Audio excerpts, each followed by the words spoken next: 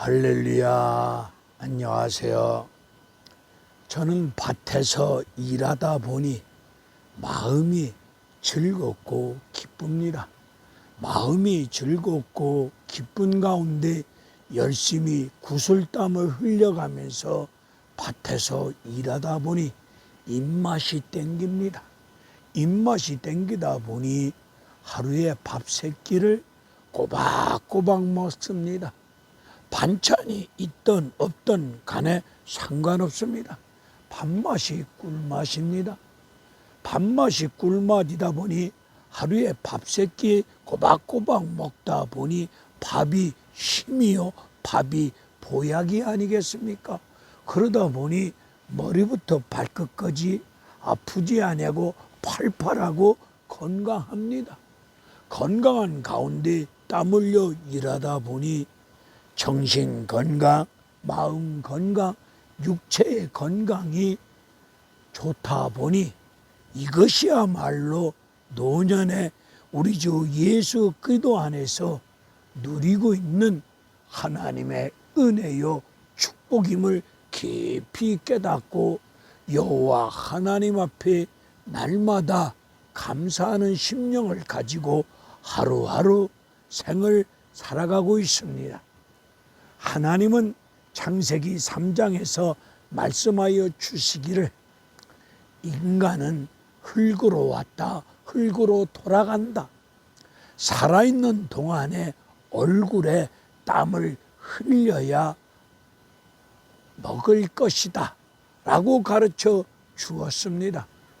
바울은 데살로니가 후서 3장에서 하나님 말씀을 우리에게 가르쳐 주시기를 일하기 싫으냐 먹지 말라 라고 가르쳐 주면서 바울은 하나님 말씀을 성령의 말하심, 성령의 나타나심을 따라 받은 바 은혜의 복음을 증거하는 일에 자기 목숨을 조금도 귀하게 여기지 아니하고 하나님 말씀을 예수 그리스도의 복음을 전합니다. 그리고 바울은 눈물과 겸손으로 목회 사역을 감당하시면서 하나님 말씀을 전했으면 전한 것으로 끝나지 아니하고 전한 말씀대로 성도들 앞에서 먼저 삶으로 본을 보여 주었습니다. 바울은 오늘날로 표현한다면 목사로서 성도들로부터 밥을 얻어 먹을 수 있는 그런 은혜를 누릴 수도 있었음에도 불구하고 그는 음식값을 반드시 치릅니다. 음식값을 치르면서 그는 수많은 성도들에게 수많은 사람들에게 폐와 누를 끼치지 아니하려고 자기 손으로 손수 땀 흘려 열심히 일하였음을 데살로니가 전후서를 통해서 우리에게 잘 가르쳐 주었습니다. 오늘 많은 사람들이 힘든 일 안 하려고 합니다. 그리고 굳은 일, 손에 더러운 거 묻혀가면서 하는 굳은 일 아니하려고 합니다. 할 수만 있으면 쉬운 일, 할 수만 있으면 편한 일 하려고 합니다. 그리고 돈 되는 일만 골라서 잔머리 굴리고 사는 분들이 없지 않아 많이 있습니다. 부동산 투기, 부정한 방법으로 돈을 긁어 모아가지고 돈을 움켜잡고 하나님 앞에 예배드리면서 그것이 은혜요 축복이라고 말할 수 있겠습니까? 거짓이 없는 여호와 하나님 앞에서 부정한 방법으로 땀 흘려 일하지 아니한 방법으로 거짓된 방법으로 그리고 투기함으로 얻어진 물질을 가지고 투기함으로 투자함으로 얻어진 물질이 있다면 나의 투기로 말미암아 다른 사람들이 눈물 흘리는 사람이 있지 아니하겠습니까? 그런 물질을 가지고 은혜, 축복받았다고 말할 수 있겠습니까? 우리 이 땅에서 삶을 살아갈 때에 주어진 환경을 탓하지 마시고, 주어진 환경이 열악한 환경 속에 있다 할지라도 지금 나에게 주어진 환경이 하나님의 넘치는 족한 은혜임을 깊이 깨닫고 주어진 환경 속에서 열심히 땀 흘려 일합시다. 땀 흘려 일했는데 한 달에 100만 원 벌었다. 그 100만 원을 놓고 하나님 앞에 감사함으로 영광 돌리면서 그 100만 원을 가지고 규모 있게 아름답게 선한 방법을 쫓아서 그 100만 원을 가지고도 베풀고 나눠주고 선교하면서 남은 돈을 가지고 예수 그리스도 안에서 풍요롭게 넘치는 축복 속에 행복한 믿음의 삶을 살아갈 수 있지 않겠습니까? 한 달에 돈이 많아야 즐겁고 기쁘고 행복할 수 있다고만 생각하지 마시고, 얼마든지 적은 돈을 가지고도 예수 그리스도 안에서 넘치는 축복 속에 기쁨 속에 행복한 은혜로운 믿음의 삶을 살아갈 수 있습니다. 농촌에 와서 살다 보니 조금만 부지런하면은 얼마든지 살 수 있겠더라고요. 이 농촌에 살면서 다른 이웃분들 밭일, 농촌일을 조금 거들어 드렸더니 먹을 것을 제공해 줍니다. 또한 제가 여기서 차를 이용하여 1시간 20분 달려갔더니 전라남도 고흥바다입니다. 고흥바닷가에 가서 물미역을 따다가 반찬 만들어 먹었더니 얼마나 싱싱한 가운데 맛있는 반찬이 되었는 줄 모르겠습니다. 농촌에 살면서 조금만 부지런하면은 얼마든지 먹고 사는 데는 지장이 없겠다는 것을 깨달아 보았고, 항상 주어진 환경이 하나님의 족한 은혜임을 깊이 깨닫고 자족하는 비결 속에서 일체의 비결을 깨달으면서 삶을 살아가다 보니 마른 떡 조각 한 조각을 놓고도 하나님을 향하여 감사하는 심령을 가지고 고백하고 기도하면서 삶을 살다 보니 이것이야말로 예수 그리스도 안에서 넘치는 축복임을 누리면서 노년의 삶을 행복하게 살아가고 있습니다. 이 한 시간을 빌려서 우리 젊은 엄마 아빠들에게 한 말씀 감히 권면해 보고자 합니다.